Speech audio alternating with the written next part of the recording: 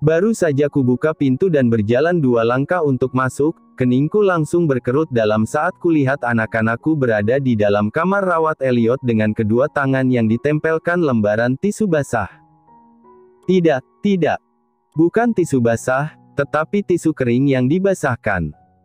Kotak tisu yang seharusnya ada di meja area sofa di sisi ruangan, kini sudah tergeletak di lantai dengan semua isinya yang berserakan di mana-mana. Aku hanya pergi meninggalkan Evan dan Ervin sebentar saja untuk mengambil tas perlengkapan mereka di mobil, tetapi begitu aku kembali, mereka sudah seperti ini. "Ibu!" seru Evan sambil berlari ke arahku. Dia mengangkat tangan kanannya, menunjukkan seluruh lengannya yang dibalut oleh tisu.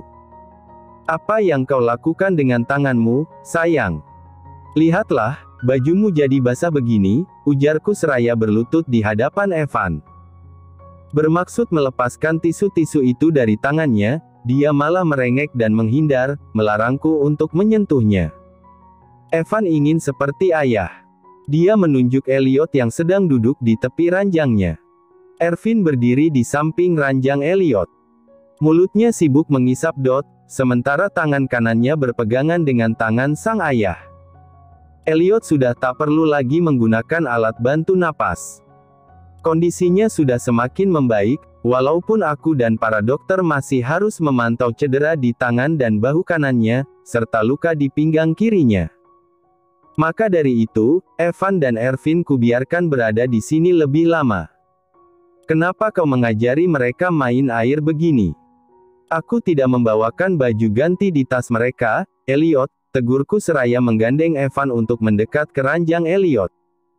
"Aku tidak mengajari apa-apa, baby." Elliot menunjuk pintu toilet pribadi yang ada di dalam kamar rawat VIP ini, lalu melanjutkan, "Mereka sendiri yang pergi ke toilet dan main air." Lalu begitu keluar, langsung mengambil tisu dan menempelkannya di tangan seolah-olah itu adalah perban. "Ingin seperti ayah."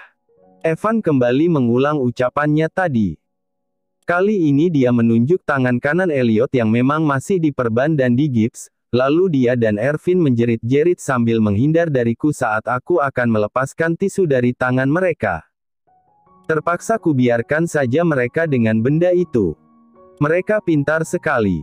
"Kau lihat, baby. Anak kita masih sekecil ini tapi sudah paham kalau air bisa membuat tisu menempel di tangan," ucap Elliot antusias. Aku menghela napas panjang, lalu mendudukkan Evan dan Ervin di sofa. Terpaksa kulepaskan baju mereka yang basah, sehingga mereka hanya memakai kaos dalam saja. Beruntungnya aku memakaikan jaket tebal untuk Evan dan Ervin sebelum datang ke sini, jadi semisal baju mereka belum kering saat kami akan pulang, mereka tetap bisa memakai jaket. "Besok kemungkinan kau sudah boleh keluar dari rumah sakit ini," kataku pada Elliot selagi tanganku sibuk membalik baju anak-anakku. Elliot tersenyum simpul, lalu menanggapi perkataanku dengan anggukan.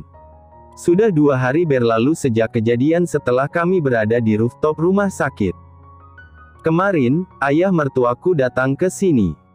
Elliot menyuruh aku dan Rick untuk keluar ketika dia bilang kalau dia hanya ingin bicara berdua saja dengan ayahnya. Aku sendiri bahkan tidak berani berkutik apa-apa. Jadi, aku tidak tahu apa yang dia bicarakan dengan ayahnya. Aku juga tidak berani untuk bertanya, sebab Elliot terlihat sangat dongkol dan menyimpan kemarahan besar setelah selesai bicara dengan ayahnya selama hampir 1 jam penuh." Rick yang menunggu di depan kamar rawat Elliot dan sedikit mendengar keadaan di dalam, bercerita padaku kalau ayah mertuaku sempat berdebat hebat dengan Elliot. Namun kemudian, ayah mertuaku menggakui segalanya dan meminta maaf, bahkan manut pada Elliot. Aku tidak bisa membayangkan bagaimana rasanya berdebat dengan pria keras seperti ayah mertuaku. Maksudku, kadang pun aku masih merasa takut dan canggung padanya. Tapi ternyata, orang yang bisa mengendalikan ayah mertuaku hanyalah darah dagingnya sendiri yang punya watak keras yang sama dengannya, yaitu Elliot. Setelah aku pikir-pikir, aku baru menyadari sesuatu. Rupanya wajah dan pribadi Elliot memang sangat mirip dengan ayahnya, sementara Louis justru kebalikan Elliot karena mirip dengan ibunya. Kau mau makanan apa untuk makan malam nanti? Biar aku belikan jika kau bosan dengan makanan yang disediakan rumah sakit, tanyaku setelah berdiri di hadapan Elliot. Sementara itu, Evan dan Ervin sibuk bermain, merangkak ke sana kemari hanya dengan kaos dalam yang mereka pakai dan tangan mereka yang penuh oleh lembaran tisu basah. Tangan kiri Elliot memegang pinggangku, dia memberikan tarikan dengan rengkuhannya agar aku maju dan lebih rapat dengannya. Aku pun menumpukan kedua tangan di bahu suamiku itu. Setelah mengecup dagu dan pipiku, Elliot menjawab, "Aku ingin memakanmu." Itu terdengar agak mesum, Elliot. Dia terkekeh pelan, jemarinya mengelus bagian belakang pinggangku. Tanpa benar-benar menjawab pertanyaanku tadi, dia justru berkata, "Aku baru ingat sesuatu. Kau berhutang padaku, baby." Hutang? Aku mengernyit. Ya, kau lupa. Waktu itu kau kalah saat kita bertaruh di supermarket. Aku yang menang. Dan sampai sekarang, aku belum mendapatkan hadiahku. Senyumku merekah, lalu aku tertawa pelan ketika menyadari kalau dia sedang mengungkit tentang kompetisi berhadiah kesenangan seksual yang beberapa minggu lalu kami lakukan. Ya, kau menang. Aku ingat, kok, jawabku di sela-sela tawa sembari mengusap rambutnya. Makanya, kau harus segera sembuh dan sehat lagi. Setelah itu, kau bisa mendapatkan hadiahmu. Aku merasa sangat sehat sekarang. Dia menyeringai penuh arti. Aku tahu dia hanya bergurau. Jadi, kutanggapi gurauannya, "Oh, tentu tidak akan dilakukan sekarang, Tuan. Ini rumah sakit." Saat aku dan Elliot masih berpelukan sembari melontarkan candaan, sementara Evan dan Ervin juga masih asyik bermain, tiba-tiba pintu ruangan diketuk. Aku pun segera melepaskan diri dari pelukan Elliot dan sedikit menjauh. Walaupun Elliot adalah suamiku, tetapi saat ini aku berada di tempat kerja dan memakai jas putihku. Tentu tidak etis kalau ternyata yang datang adalah sesama tenaga medis, lalu mereka melihatku sedang bermesraan dengan Elliot seperti ini. Namun ternyata begitu pintu terbuka, aku mendapati kalau itu adalah Louis dan ibunya.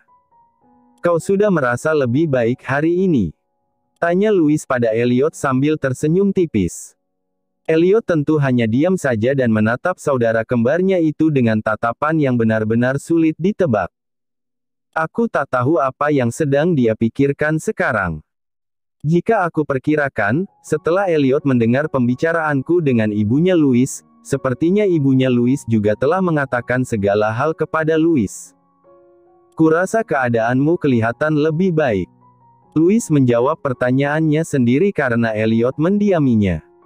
Dia melanjutkan, "Jadi, bisakah aku dan ibu bicara sebentar denganmu, Elliot?" Aku belum sempat menyapa mereka. Elliot pun belum menjawab pertanyaan Louis. Sebab tak berselang lama, pintu ruangan kembali terbuka. Kali ini yang masuk adalah Rick bersama ayah dan ibu mertuaku. Aku merasa risau. Walaupun ruangan ini luas, tetapi jadi terasa sangat ramai dan penuh. Ayah mertuaku menatap Evelyn Sinclair dengan agak marah, tak suka melihatnya berada di sini. Ibu mertuaku pasti juga gelisah, tetapi dia memilih untuk menghampiri Evan dan Ervin yang memanggil nenek. Dengan gembira. "Kenapa kalian berkumpul di sini?"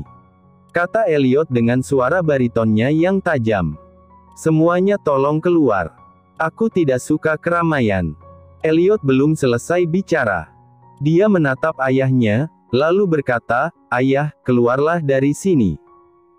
Silakan urus masalah apapun yang kau miliki dengan ibuku maupun dengan ibu Evelyn."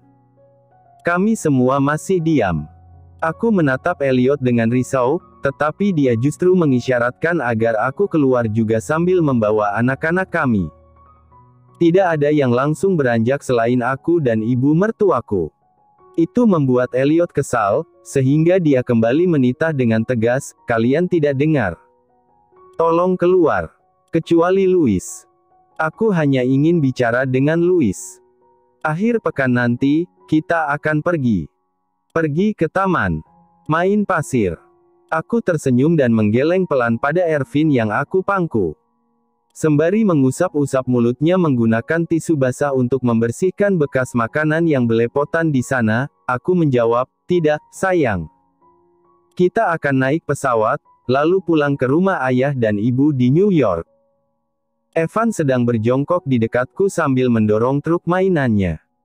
Ketika mendengar aku menyebut pesawat, dia berjalan menuju tas berisi beberapa perlengkapan dan mainan, lalu mengambil sebuah pesawat berwarna putih dengan ukuran sedang dari tas itu. "Pesawat," kata Evan sambil memberikan benda tersebut padaku. Senyumku makin melebar, lalu menerima pesawat itu dari Evan. "Kau benar, sayang. Ini pesawat." Di ruang pengelolaan linen rumah sakit, ada blower dan pengering uap pakaian.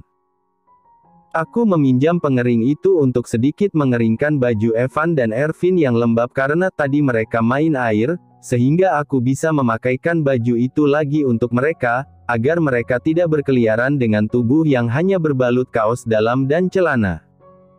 Tadi aku membeli minuman coklat untuk Evan dan Ervin, sehingga sekarang aku dan anak-anakku itu berada di kursi panjang di halaman rumah sakit. Bersama Rick juga. Sejak tadi pun Rick duduk di sebelahku dan sibuk memakan manisan yang kubelikan untuknya dari kafetaria. "Nyonya," panggil Rick. Apa yang Pak Elliot bicarakan dengan saudara kembarnya?" "Aku dan kau sama-sama berada di sini." "Mana aku tahu." Rick terdiam. Kupikir dia tidak akan bertanya lagi, tetapi ternyata dia mengalihkan fokusnya pada pertanyaan lain. "Menurutmu, apa yang sekarang sedang dibicarakan Tuan Michael dan Nyonya Claire dengan ibu kandung Pak Elliot?" "Tidak tahu, Rick. Tapi apapun itu, pasti untuk menyelesaikan masalah," jawabku selagi masih memangku Ervin. "Apakah Nyonya Claire akan marah-marah? Mungkinkah dia akan menjambak wanita itu? Apa mereka akan jambak-jambakan dan saling berteriak?" "Rick, mereka adalah orang tua yang sudah berumur. Untuk apa mereka jambak-jambakan? Kau pikir mereka remaja labil?" "Benar juga," gumam Rick. Dia menelan kunyahan makanan di mulutnya, lalu menatapku. Aku merasa sangat penasaran. Mereka bertiga pergi ke restoran steak di dekat sini. Bagaimana jika aku menyusul ke sana dan mencari tahu mereka membicarakan apa? "Kenapa kau jadi lugas seperti ini?" Aku mengernyit. "Dulu kupikir kau adalah sekretaris dan asisten yang kaku, serta menjunjung sikap sungkan terhadap bosmu. Sekarang kau jadi suka menguping. Bukan begitu. Dari dulu dalam situasi apapun, terutama saat di New York, aku selalu menemani Pak Elliot. Jadi tanpa menguping pun aku bisa tahu apa masalah yang terjadi dan bagaimana masalah itu berlangsung." Aku menghela napas pelan, lalu menjawab, "Sudahlah. Lagi pula Nyonya Claire sepertinya sudah tidak ingin mempermasalahkan apa-apa lagi. Dia sudah bersedia menerima apa yang terjadi di masa lalu. Jadi, mungkin mereka bertiga hanya mengobrol saja dan menjelaskan beberapa hal. Yang penting Elliot sudah tahu apa yang sebenarnya terjadi." Rick ikut-ikutan menghela napas. Rick dengan cepat meraih tangan Evan dan menariknya saat Evan akan berlari ke tengah halaman rumah sakit. Dia pun berdiri, lalu menggendong Evan yang memang tidak bisa diam itu agar jangan sampai berlari sembarangan lagi. Khawatir tiba-tiba ada mobil yang lewat. Setelah hampir setengah jam kami berada di halaman rumah sakit, waktu yang sudah semakin sore menandakan kalau Evan dan Ervin harus pulang sekarang. Karena aku masih harus menemui Elliot lagi dan harus pula mencatat beberapa keperluan di ruangan residen bedah saraf, maka aku meminta tolong pada Rick agar dia membawa Evan dan Ervin pulang duluan ke apartemenku. "Nanti aku akan pulang sebelum pukul 7, lalu langsung menyiapkan makan malam," kataku pada Rick saat kami berada di tempat parkir. "Jika Evan dan Ervin sudah lapar, berikan biskuit bayi dulu. Ada pisang dan apel juga di dapur. Jika kau tidak keberatan, Tolong potong pisang itu menjadi potongan kecil-kecil untuk mereka. Baik, Nyonya. Rick mengangguk mengerti. Dia menutup bagasi setelah meletakkan tas berisi perlengkapan Evan dan Ervin di sana. Aku pun memastikan anak-anakku sudah duduk dengan aman di car seat masing-masing. Beruntung mereka tidak menangis, sebab tak menyadari kalau aku tidak akan menaiki mobil itu bersama mereka. Setelah mobil yang Rick kendarai melaju dan meninggalkan area rumah sakit, aku melirik jam di ponselku yang menunjukkan pukul 5 sore lewat beberapa menit. Kemudian, aku pun kembali melangkah memasuki bangunan rumah sakit. Aku bertemu dengan 2 dokter umum dan 2 perawat dari IGD saat menaiki lift. Kami berbincang selama lift itu bergerak naik, lalu mereka semua turun duluan di lantai 5. Begitu akhirnya lift sampai di lantai 12 di mana bangsal khusus pasien VIP berada, aku yang tinggal sendirian pun melangkah keluar. Baru saja aku berjalan 1 langkah, aku melihat Louis muncul di area lift. Pria yang mengenakan jaket kulit berwarna coklat itu menghentikan langkahnya setelah kami berpapasan. "Louis, kau sudah mau pergi?" tanyaku. Dia tersenyum dan mengangguk pelan. "Iya, Dok. Elliot bagaimana? Masih di kamarnya. Dia bilang ingin istirahat. Aku sudah menawarkan kalau aku akan membeli makan malam untuknya dari luar, tapi dia tidak mau dan menyuruhku untuk pergi saja." "Ah, begitu rupanya," gumamku sambil manggut-manggut, "tak apa. Perawat pasti sudah mempersiapkan makan malam untuknya." "Iya. Syukurlah kalau begitu. Aku tahu ini agak canggung semenjak terakhir kali kami bertemu saat hidungnya berdarah akibat dipukul oleh Elliot. Namun usai hari itu, kupikir aku dan Louis tak ada masalah apa-apa lagi." "Apakah kau dan Elliot sudah baik-baik saja sekarang?" tanyaku kemudian. Louis tersenyum. "Ya, tentu. Aku dan Elliot sama-sama sepakat untuk menganggap bahwa semua yang terjadi adalah kesalahan orang tua kami, bukan salah kami. Walaupun Elliot tetap agak ketus padaku, tapi semuanya baik-baik saja." Aku menghela napas lega dan memasang ekspresi semeringah kepada Louis. "Aku senang sekali mendengarnya. Itu sangat bagus." Mata coklatnya menatapku dengan ramah, lalu dia sedikit membasahi bibirnya. Gerakan itu entah mengapa membuatku menyadari kalau sepertinya dia ingin mengatakan sesuatu. Mengingat apa yang terjadi sebelumnya, aku jadi agak gelisah. Maksudku, jika apa yang ingin dia katakan adalah berhubungan dengan hal yang tidak seharusnya, kupikir lebih baik aku berpamitan saja agar bisa langsung menghindar dari hadapannya. "Kau dan Elliot akan pergi ke New York?" tanya Louis kemudian. "Iya.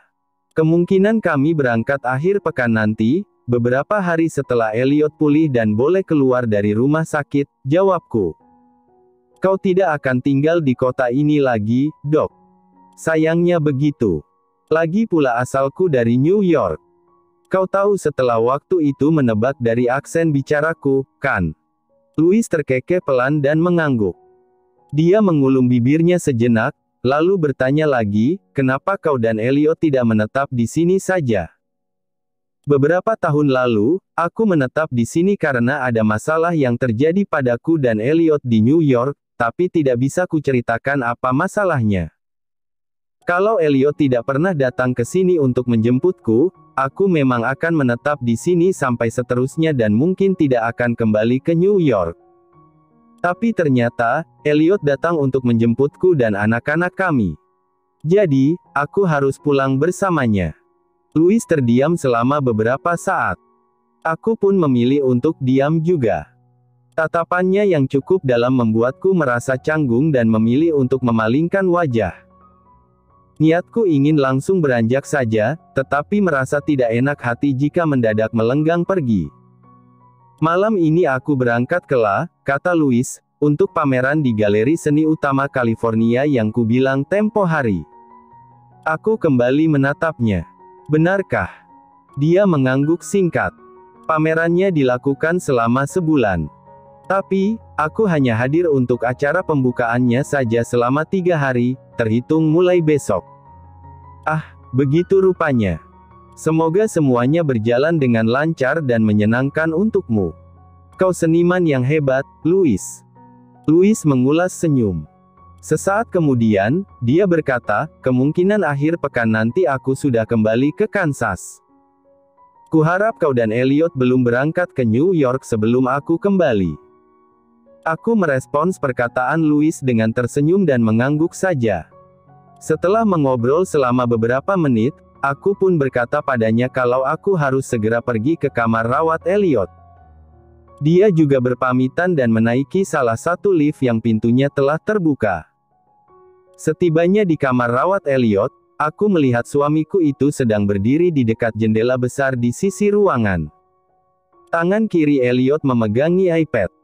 Entah apa yang dia lihat di benda itu, tetapi sepertinya dia sedang sangat fokus. Kau sedang apa? Tanyaku seraya melangkah menghampiri Elliot. Dia tidak menjawab, tetapi berbalik untuk menatapku begitu mendengar kemunculan suaraku.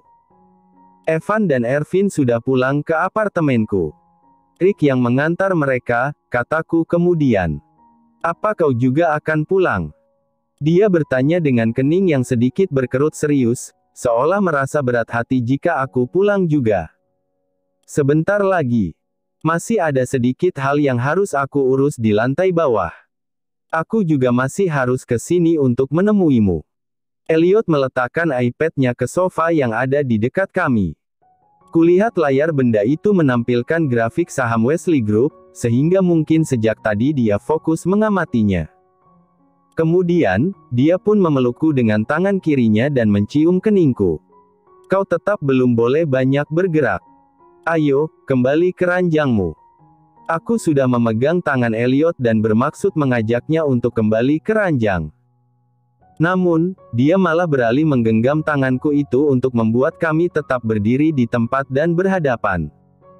Apakah tidak bisa jika aku ikut pulang bersamamu malam ini? Tanya Elliot. Tidak bisa, Elliot. Kau masih harus dirawat sampai besok.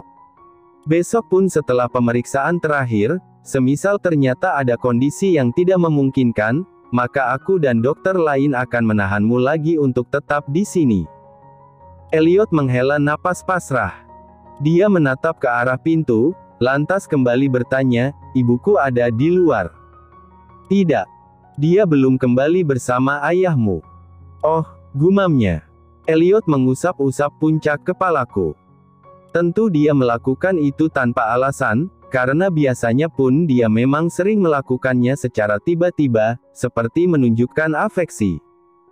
Kuharap dia menyadari kalau itu selalu membuatku merasa nyaman.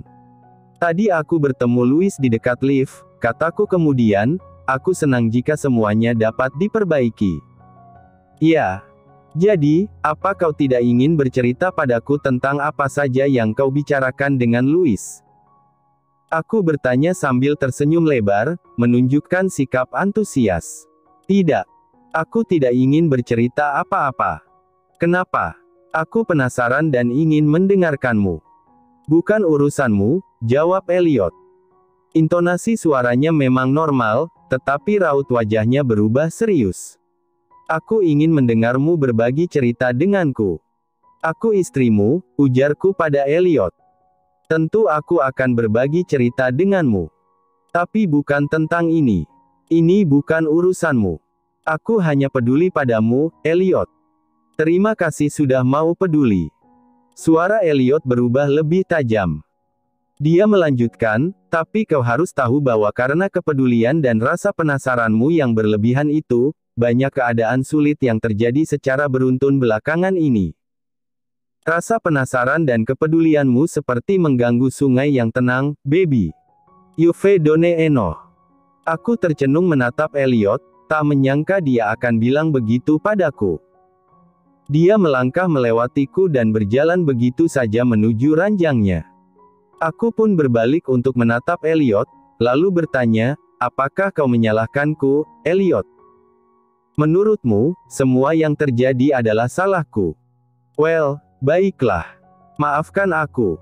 Maaf juga jika kepedulianku sebagai istrimu membuatmu merasa terganggu. Tidak. Aku tidak menyalahkanmu. Dia duduk di tepi ranjangnya, lalu balas menatapku dengan intens seraya melanjutkan, tapi terkadang kau terlalu banyak bertindak nekat tanpa kendali dan berujung melewati batasanmu, lalu mencampuri urusan yang bahkan sebenarnya tidak perlu kau ketahui sama sekali. Itu mengganggu. Paham?